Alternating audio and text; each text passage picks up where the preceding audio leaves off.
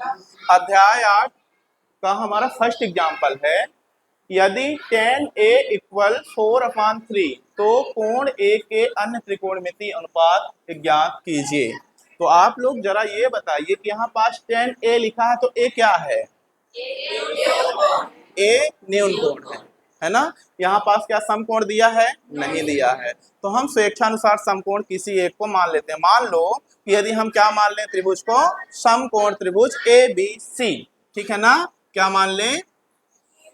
यहाँ जब हम इसको हल करेंगे तो हम यहाँ लिख लेंगे, हम इस त्रिभुज का क्या नाम ले रहे हैं? समकोण त्रिभुज ABC। अब देखिए आपका जो शीर्ष B है वो कहाँ आ रहा है? मध्य में। इसका मतलब ये हो रहा है कि जो B है वो क्या है? समकोण है।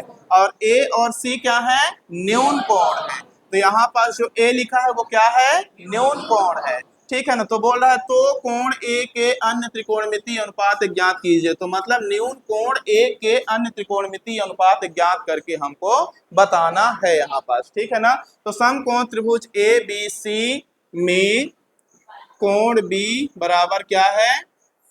समकोण तथा न्यून कोण कोण A के लिए tan A इक्वल 4/3 के अलावा अन्य त्रिकोणमितीय अनुपात क्या करना है आपको?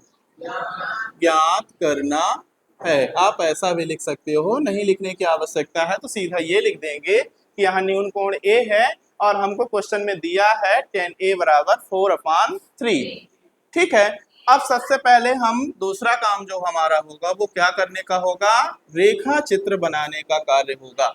तो ये हमारा क्या बन गया? समकोण त्रिभुज का एक रेखा चित्र, ठीक है। यहाँ सबसे पहले हम क्या ले लेते हैं? अपना न्यून कोण यहाँ मान लेते हैं कि ये न्यून कोण क्या है? A। तो समकोण यहाँ पास आ जाएगा B, तो यहाँ पास आ जाएगा C। तो ये हमारा क्या हो गया? समकोण, ठीक है। अब हमें जो मान दिया है जरा गौर कीजिएगा, इसका मान दिया है tan A इक्वल 4/3। तो ये बताइए tan A का त्रिकोणमितीय अनुपात क्या होता है? फार्मूला क्या होता है? लंब अपान आधार। क्या होता है? लंब बटान आधार, ठीक है। तो यहाँ पास हमको लिखना होगा लंब अपान आधार। अब लंब अपान आधार की तुलना हम अपने वैल्यू 4/3 से करेंगे। तो मतलब लंब का मान कितना है? 4 इकाई। 4 के बाद क्या बोलेंगे? इकाई। इकाई यहाँ दी नहीं है कि सेंटीमीटर है कि मीटर है कि मिलीमीटर है, तो हम यहाँ क्या मान लेंगे? उसको इकाई मान लेंगे। क्या मान लेंगे? इकाई, ठीक है ना। जनरली इकाई को के से व्यक्त कर देते हैं तो उसको क्या लिख देते हैं? 4K 3K, ठीक है ना। या कि यूनिट लिख सकते हैं, लिखना हो तो लिख सकते हैं, नहीं भी लिखेंगे तो गलत नहीं कहलाएगा, ठीक है। तो लंब की वैल्यू क्या हो गई? 4। अब अपनी आकृति में आ जाते हैं। तो देखिए न्यून कोण ये है तो इसके सामने की भुजा ये हमारी क्या कहला गई? लंब। तो इस लंब का मान कितना हो गया? बोलो 4। कितना हो गया? 4। और इसी में हम इसका नामकरण भी कर देते हैं। तो लंब की भुजा का हमारे क्या नाम हो गया? BC। और न्यून कोण जिस पे बैठा हुआ है वो आधार की भुजा कहला जाएगी। तो आधार की भुजा की तुलना किससे हो जाएगी? 3 से। तो इसका मान कितना हो गया? 3। और इसका नाम क्या है? AB। क्या नाम है इसका? AB, ठीक है। अब इसके बाद ये जो भुजा है ये कौन सी भुजा कहला जाएगी? कर्ण की भुजा। कौन सी भुजा? कर्ण की भुजा। तो कर्ण की भुजा का मान आपको क्या दिया है? नहीं दिया है।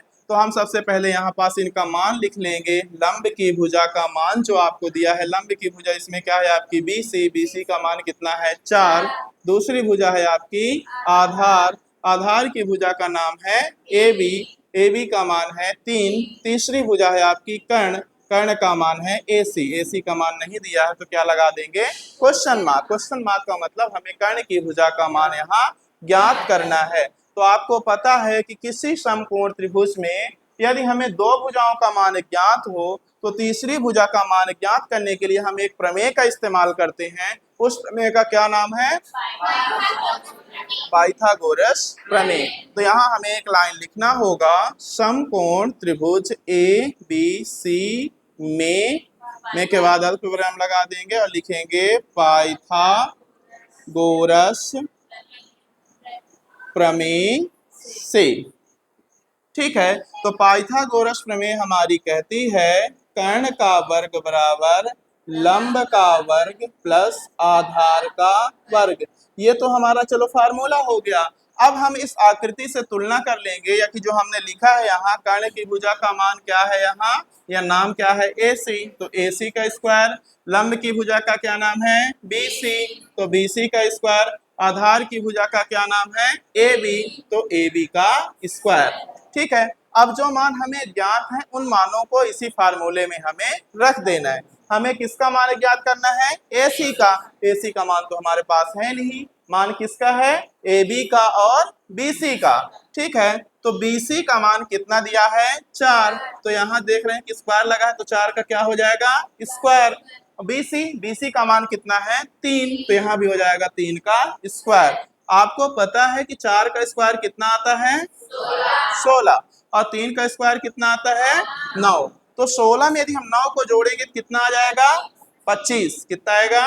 25। यहाँ पास आपका क्या है? ये AC। यदि स्क्वायर इसका ट्रांसफर करेंगे LHS से RHS में जाएगा तो स्क्वायर क्या बन जाता है? Under root. क्या बन जाता है? Under root. अब आपको पता है अंडर रूट 25 की वैल्यू कितनी होती है? 5। कितनी होती है? 5। ठीक है, यानी AC यानी कर्ण का मान कितना आ गया? 5 आ गया। ठीक है, अब हम देख रहे हैं कि हमारे पास तीनों भुजाओं के मान उपस्थित हैं। हमारे पास एक त्रिकोणमितीय अनुपात भी है, वो किसका है? tan का है।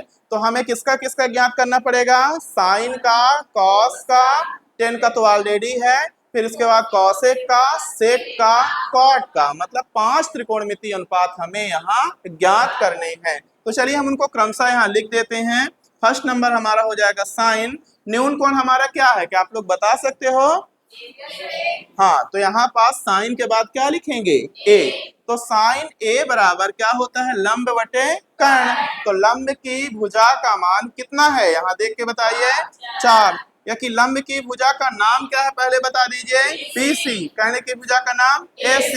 तो यहाँ आप लिखोगे BC अपान AC इक्वल, BC की वैल्यू कितनी है? 4। AC की वैल्यू कितनी आई? देखिए, पहला हमारा त्रिकोणमितीय अनुपात ज्ञात हो गया। फिर इसके बाद इसका जो अपोजिट होता है उसको भी कर देते हैं। तो साइन का क्या होता है? कोसेक। तो कोसेक इक्वल, बहुत आसान होगा, डायरेक्ट यहीं से लिख सकते हैं, इसका अपोजिट हो जाएगा तो AC ऊपर चला जाएगा और BC नीचे। तो 4/5 है तो वो क्या हो जाएगा? 5/4 है। सरल काम। फिर दूसरे नंबर पे आपका आ जाएगा कॉस। तो कॉस A। तो कॉस का त्रिकोणमितीय अनुपात कितना होता है? फार्मूला बताइए। हाँ, आधार बटे कर्ण। तो आधार क्या है? AB। कर्ण क्या है? AC। तो ये आपका हो जाएगा AB अपान AC। तो AB की वैल्यू कितनी है? 3। और AC की वैल्यू कितनी है? 5। तो 3/5 हो गया। दूसरा हो, ये तीसरा नंबर था।